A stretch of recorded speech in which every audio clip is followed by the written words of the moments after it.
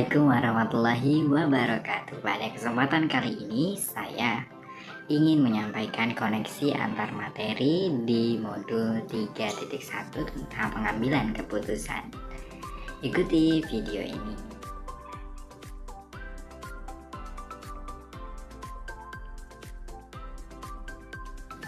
Bapak dan Ibu guru hebat, Pratap Triloka yang diajarkan oleh Ki Hajar Dewantara tentunya berpengaruh besar terhadap pengambilan keputusan yang akan kita lakukan.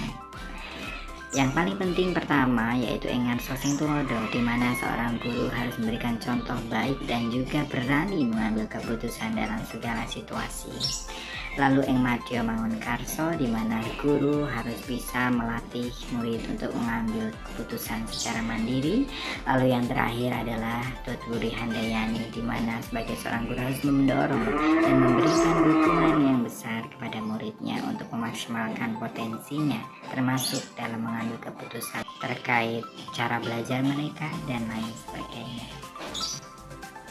Bapak dan Ibu guru hebat, dalam mengambil keputusan tentunya kita harus memperhatikan dengan sangat-sangat 3 prinsip, 4 paradigma, dan 9 langkah pengambilan keputusan, karena ini merupakan poin-poin penting yang harus kita pahami dengan sungguh-sungguh agar keputusan kita ambil itu baik dan benar.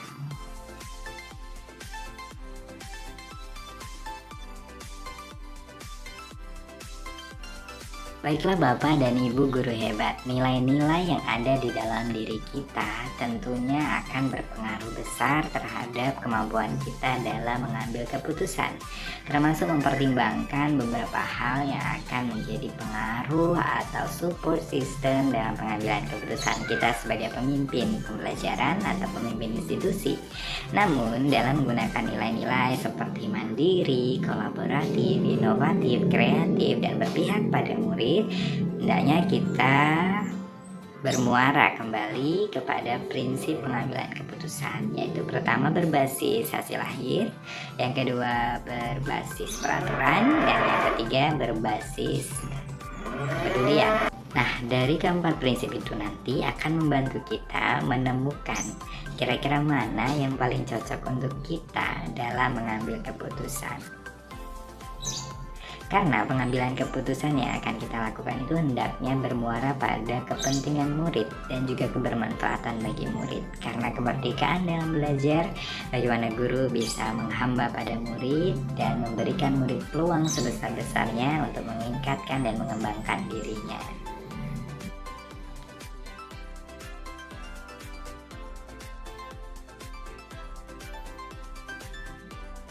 Ya, memang betul Bapak dan Ibu guru hebat, pada paket modul 2 kita sudah belajar tentang praktek coaching, dimana pada praktek coaching ini terdapat alur pelaksanaan coaching yaitu tirta, dimana alur tirta ini sangat baik untuk menggali informasi mengenai masalah-masalah apa yang sebenarnya sedang terjadi, dan di sini guru dapat mengkombinasikannya dengan 9 langkah pengambilan keputusan agar keputusan yang dapat tepat sasaran. Adapun alur tirta tersebut adalah tujuan, identifikasi, rencana aksi, dan refleksi atau tanggung jawab. Nah, di sini kalau kita kombinasikan dengan 9 langkah tentu akan sangat efektif agar keputusan yang kita ambil dapat berpusat atau berpihak kepada murid. Seperti itu Bapak Ibu. Nah, apalagi selama pendampingan dan juga ruang kolaborasi, kita sudah diajarkan dan didampingi oleh fasilitator dan pengajar praktik selama mempraktekkan praktek coaching ini. Tentu akan sangat mempengaruhi dan juga membantu kami dalam mengevaluasi setiap keputusan yang kami ambil, apakah sudah baik, apakah itu sudah untuk murid, atau hanya untuk kepentingan guru semata. Tentunya sangat berpengaruh dan sangat memberikan dukungan positif.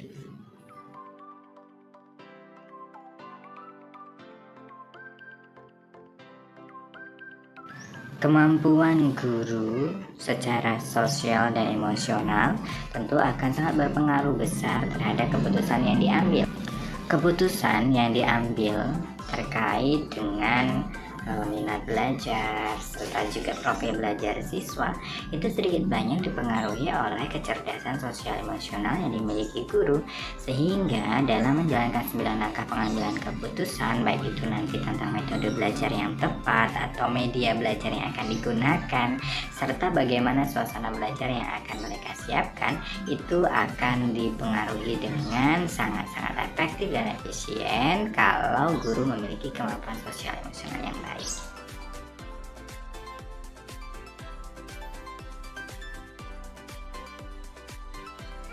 Pada modul ini kami juga dihadapkan pada beberapa kasus dan kita diminta untuk mengambil keputusan dari kasus tersebut. Sebagai pendidik, kalau nilai-nilai yang kita pegang teguh itu adalah nilai positif dan tidak egosentris, maka tentunya keputusan yang akan diambil juga akan baik dan tepat sasaran. Karena dalam pengujian benar dan benar atau benar lawan salahnya, seorang guru ini bisa melihat esensi dan juga manfaat jangka panjang dari keputusan yang akan diambilnya. Itu juga dipengaruhi oleh fondasi yang kuat dari nilai-nilai yang dimiliki oleh guru itu sendiri. Ya.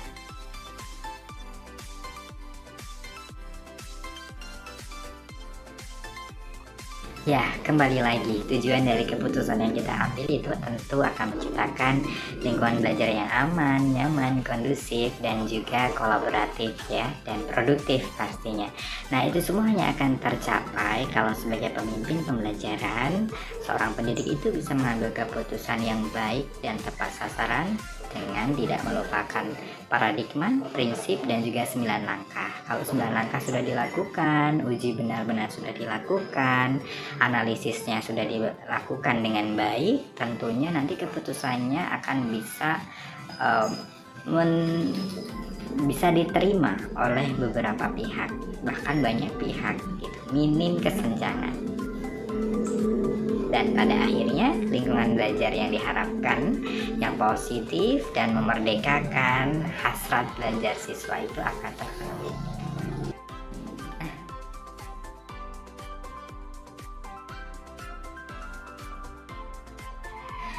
Ya, kesulitan biasanya muncul dari lingkungan sekitar ya. Sulitnya menerima perubahan paradigma ini membuat keputusan yang diambil kadang tidak bisa diterima semua pihak dan tidak bisa menyelesaikan masalah dengan baik. Ya, mungkin salah satu contoh saat mengambil keputusan tidak semua guru dilibatkan, sehingga ya keputusan itu tidak bersifat mufakat begitu. Bahkan ketika kita mengambil keputusan tentang sesuatu hal yang general yang bisa melibatkan banyak oknum begitu, itu ada yang dengan kepentingan masing-masing mencoba untuk tidak menyepakati, padahal keputusan ini sebetulnya memang pada akhirnya akan memberikan manfaat berpihak kepada murid ya, sesuai dengan prinsip merdeka belajar begitu ya. Mungkin perlu adanya sosialisasi dan juga pengenalan kepada semua warga sekolah tentang apa itu pengambilan keputusan yang baik dan benar.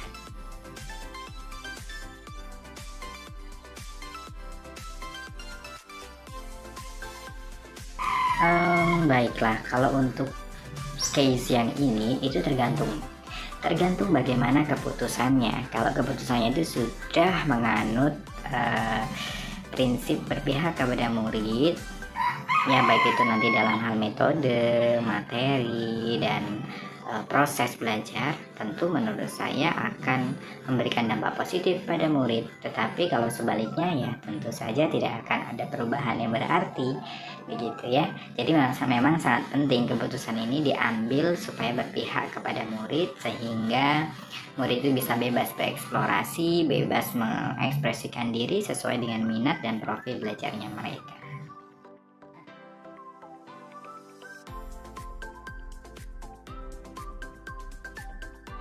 Baiklah, pengambilan keputusan yang diambil guru tentu berpengaruh sangat besar ya terhadap masa depan murid-muridnya. Kenapa? Keputusan ini tidak spesifik hanya untuk kepala sekolah atau pemimpin instansi ya sahabat, tetapi sebagai seorang guru juga tentu akan dihadapkan pada pengambilan keputusan terkait dengan bagaimana cara dia mengajar, bagaimana cara dia hadir di dalam kelas.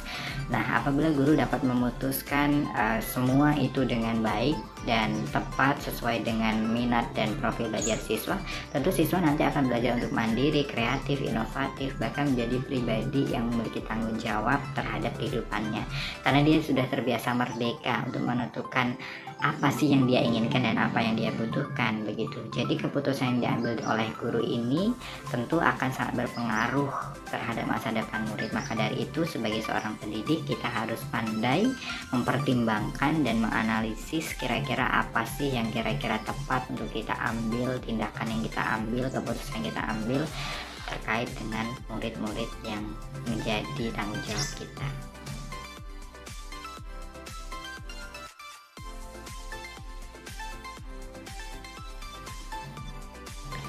Baiklah, jadi kesimpulan pada modul ini adalah tentu pengambilan keputusan itu adalah salah satu skill keahlian yang wajib dimiliki seorang pemimpin pembelajaran sesuai dengan arahan Kepala Dewantara.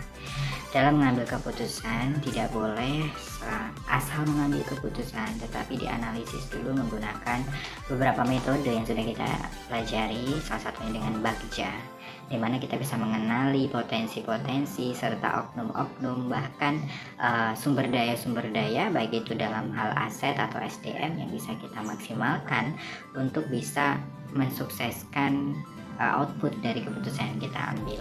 Di samping itu, dalam mengambil keputusan ini harus betul-betul berhati-hati, memperhatikan prinsip-prinsip, paradigma, dan juga langkah-langkah pengambilan keputusan. Supaya apa? Supaya keputusan yang kita ambil itu tidak salah sasaran, begitu ya, sehingga terciptanya well-being atau suasana belajar yang nyaman, aman ya, dan memerdekakan hasrat atau minat dan profil belajar murid itu dapat terwujud seperti itu ya. Nah, di samping itu juga mindfulness juga perlu, kesadaran penuh dalam mengambil keputusan. Jangan ambil keputusan dalam situasi yang kita sedang tidak baik secara emosional, tapi ambillah keputusan ketika kita dalam kondisi yang memungkinkan untuk mengambil suatu keputusan. Mungkin itu. Terima kasih dan sampai jumpa di modul berikutnya. Salam dan bahagia.